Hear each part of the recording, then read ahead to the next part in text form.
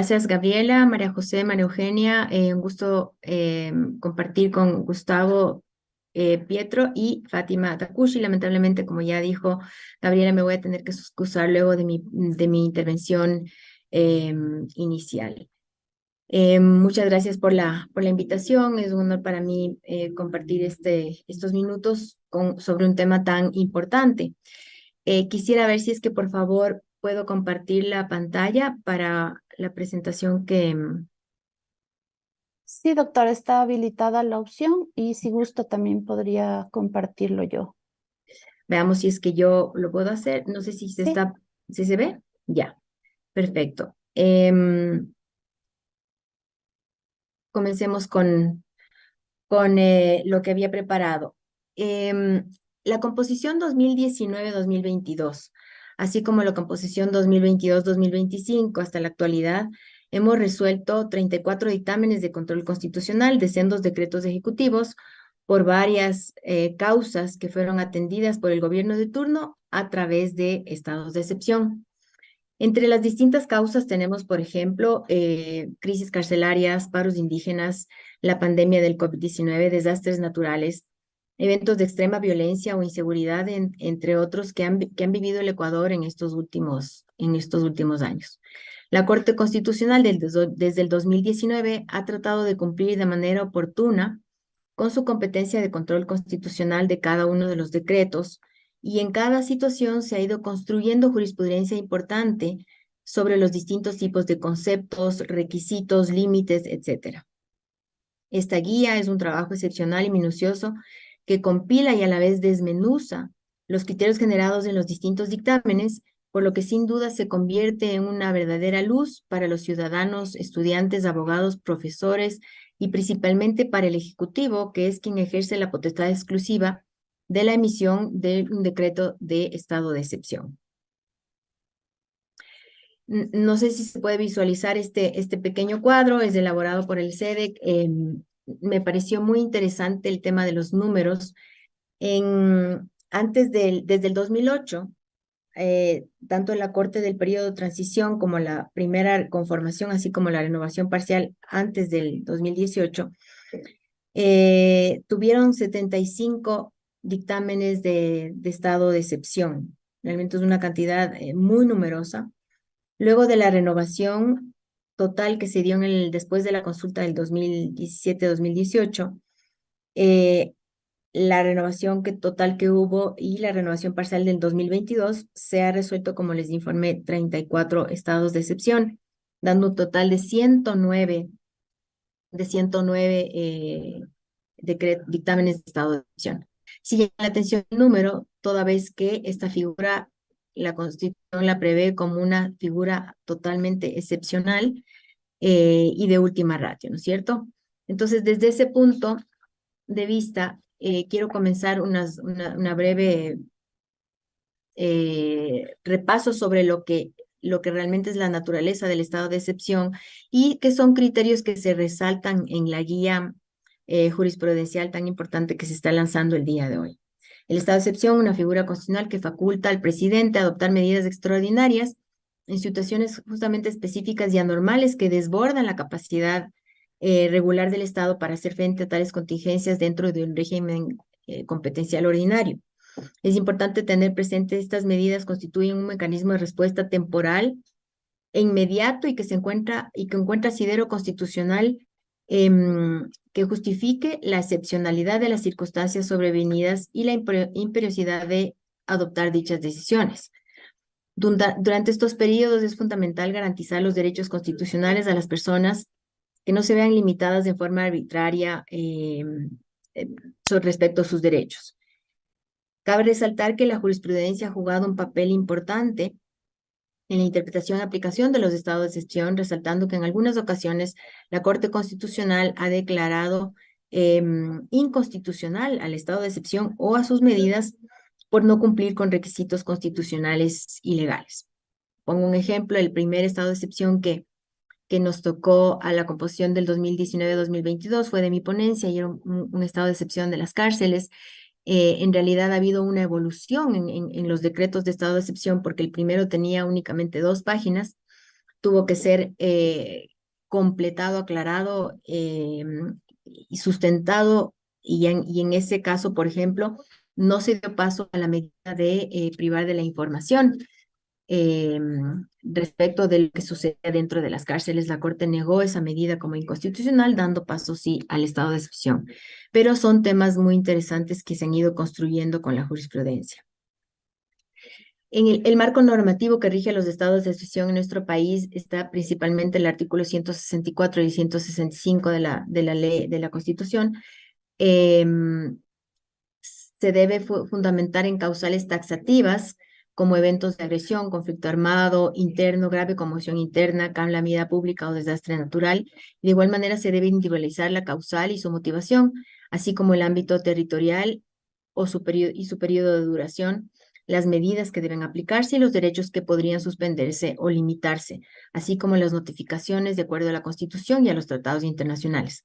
Es importante puntualizar que los estados de excepción deben dictarse a través de decretos ejecutivos y la declaratoria debe observar principios de necesidad, proporcionalidad, temporalidad, territorialidad y razonabilidad.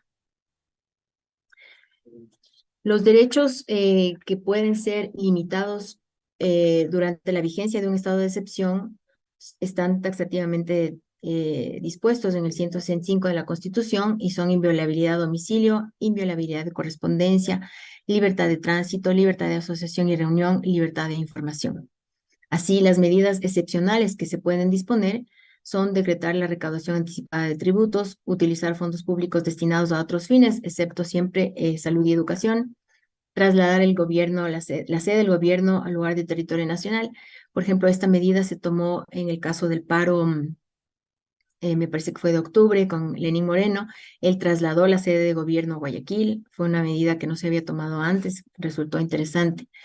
También se puede disponer la censura previa de la información de los medios de comunicación social con estricta relación a los motivos del estado de excepción, establecer zonas de seguridad o todo en parte del territorio nacional, asimismo disponer el empleo de las Fuerzas Armadas y la Policía Nacional y llamar a servicio activo a la reserva o una parte de ella en el caso de ser necesario, disponer el cierre o habilitación de puertos, aeropuertos y pasos fronterizos, disponer la movilización y las requisiciones que sean necesarias y decretar la desmovilización nacional cuando se restablezca la normalidad. En cuanto a los límites temporales del estado de excepción, de acuerdo a, nuestra Constitución, extiende un plazo de vigencia de 60 días, renovable 90 días, es decir, un estado de excepción no podría durar más de 90 días. Y el establecimiento de estos límites no quiere decir que es necesario en todos los estados de excepción que rija el máximo, ni que necesariamente se tenga que dar la renovación si las causas que lo motivaron desaparecen. En cuanto a la jurisprudencia, quiero resaltar brevemente solo ciertos puntos de partida que me parecen destacables, y es el tema de que la declaratoria es un mecanismo extraordinario, restringido y agravado, y es de última ratio. Se ha hecho énfasis en la jurisprudencia que no debe ser considerado un estado de excepción como la primera opción para solventar situaciones calamitosas, y que deben ser afrontadas de acuerdo al tipo de medidas a adoptarse y cuentan con una fórmula de tratamiento constitucional y legal dentro del régimen ordinario. Es decir, si es que hay temas excepcionales que se pueden abordar con el régimen ordinario, debe hacerse esto en primer lugar, y el estado de excepción debe ser de última ratio. Por ejemplo, un evento de catástrofe natural se debería evaluar en primer lugar si esta situación gravosa no puede superarse por medio de la declaratoria de un estado de emergencia, que es algo que está previsto en nuestra normativa, y no necesariamente tendría que escalar a un estado de excepción. O por si su magnitud o impacto a la población, en la población es necesario realmente que se adopte las medidas extraordinarias contempladas en el 165 de la Constitución. Hay varios presupuestos de control de constitucionalidad que se ha determinado en la jurisprudencia y se han ido ampliando en cada uno de los dictámenes. Y es, por ejemplo, se deben tomar en cuenta los presupuestos que configuran las causales de grave conmoción interna, calamidad pública y desastre natural. Se debe determinar la real ocurrencia de los hechos, así como la focalización geográfica de los estados de excepción. Un ejemplo de esto es, por ejemplo, en la pandemia que hubo varios estados de excepción por esta situación tan anómala y extraordinaria que vivió todo el mundo, pero los estados de excepción se presentaban en todo el territorio nacional, cuando eso no era una necesidad imperiosa porque la pandemia estaba focalizada gravemente solamente en ciertas ciudades o ciertos territorios del Ecuador. Y entonces eso se precisó la importancia de la focalización geográfica porque realmente no era necesario un estado de excepción en todo el país. Las diferencias entre suspensión y limitación de derechos fue muy importante también, se ha establecido diferencias, la justificación para la renovación de un estado de excepción. Para este ejercicio que estoy presentando ahora, se ha tomado en cuenta solamente la ratio decidendi sin referirme al caso en concreto, pero les he estado dando algunos ejemplos puntuales que han sido interesantes a lo largo de estos años en la Corte. El tema de la grave conmoción interna es importante y se lo ha mencionado en algunos dictámenes de la Corte. Es importante resaltar que esta composición de la Corte se apartó del precedente que había avalado la constitucionalidad de estados de excepción preventivos que se hizo con la composición 2007-2018, ya que un estado de excepción no es preventivo, no es para prevenir, es cuando ya la situación es grave, ya ha ocurrido y debe atenderse como una medida extraordinaria. No tiene el carácter de preventivo. Así hay dos elementos importantes que destacar, y es que la conmoción interna implica la real ocurrencia de los acontecimientos de tal intensidad que atenten gravemente en contra del ejercicio de los derechos constitucionales, la estabilidad institucional, la seguridad y la convivencia normal de la ciudadanía. Y el segundo elemento, los hechos que configuran una situación de grave conmoción interna deben generar una considerable alarma social. Y estos hechos, de manera frecuente, suelen ser reportados por los medios de comunicación.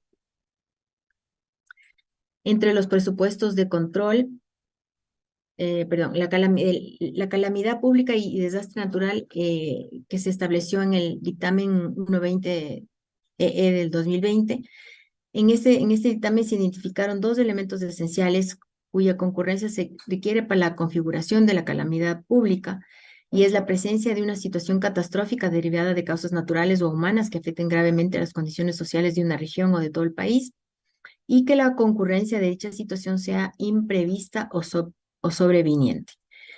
Posteriormente, en el dictamen 223 se precisó que si bien los desastres naturales podían encajar genéricamente dentro del supuesto de calamidad pública, por disposición expresa de 165 de la Constitución se constituye como una causal específica y autónoma para disponer la declaratoria de estado de excepción, por lo que no es apropiado utilizar indistintamente el término calamidad pública para referirse a un desastre natural. Me quiero referir también a la real ocurrencia de los hechos. La evaluación de real ocurrencia de los hechos que motivan el estado de excepción involucra un examen de tipo fenomenológico, a través del cual la Corte busca comprobar que los hechos afirmados por la Presidencia de la República se encuentran demostrados de forma suficiente con material probatorio, objetivo, útil e idóneo. Es decir, no basta la sola afirmación del Ejecutivo de que existan los hechos. Bajo ningún supuesto, la Corte puede tomar como probada la real ocurrencia de los hechos simplemente con afirmaciones, sino que tienen que estar respaldados con documentación suficiente. Y el criterio de territorialidad también se ha focalizado, como les comenté, identificando claramente la delimitación geográfica, estableciendo concretamente la jurisdicción o jurisdicciones cantonales o provinciales o regionales donde debe regir el estado de excepción y no puede ser de ninguna manera abierto. Asimismo, acompañando la información objetiva y suficiente que da cuenta de la real ocurrencia de los hechos en esa circunscripción territorial. Ya para ir terminando, en cuanto a la facultad del presidente sobre suspender o limitar ciertos derechos, que es algo muy importante y que está permitido por la Constitución, pero que solamente es justamente temporal, es la suspensión de derechos se produce cuando se impide o priva temporalmente de ejercicio de un derecho en la suspensión y se imposibilita el ejercicio de esos derechos. La limitación de derechos, en cambio, reduce el ejercicio de un derecho, se establece condiciones para su desarrollo, pero la Constitución en otros artículos utiliza también la palabra restringir, que es una limitación severa al ejercicio de los derechos. Pero en cualquier caso, lo que se afecta es su ejercicio, pero nunca la titularidad de los mismos. Eso es importante resaltar. Y ya para la renovación de un estado de excepción, se ha determinado en la jurisprudencia los elementos. La renovación del estado de excepción se encuentra supeditada a la verificación de 3 elementos esenciales: que las causas que motivaron el estado de excepción persistan, es el presupuesto fáctico; que el estado de excepción se encuentre vigente al momento de la renovación, es decir, la temporalidad; y que se notifique de forma expresa la renovación. Hay una formalidad. Asimismo, la renovación de estado de excepción puede justificarse ya sea por la permanencia de los hechos que lo originaron, por el recrudecimiento de los mismos o por la necesidad de fortalecer las medidas temporales adoptadas con miras a procurar una efectiva transición hacia el régimen de la ordinariedad, siempre que tal renovación se funde en el mismo contexto fáctico del decreto originario y que no supere obviamente los límites temporales impuestos por la Constitución en 30 días. Con esto yo termino mi intervención, agradeciéndoles mucho por la invitación y sobre todo como un preámbulo para esta rica discusión que van a tener entre los panelistas de un tema tan importante y tan trascendente, así como excepcional, que es justamente el estado de excepción. Muchas gracias.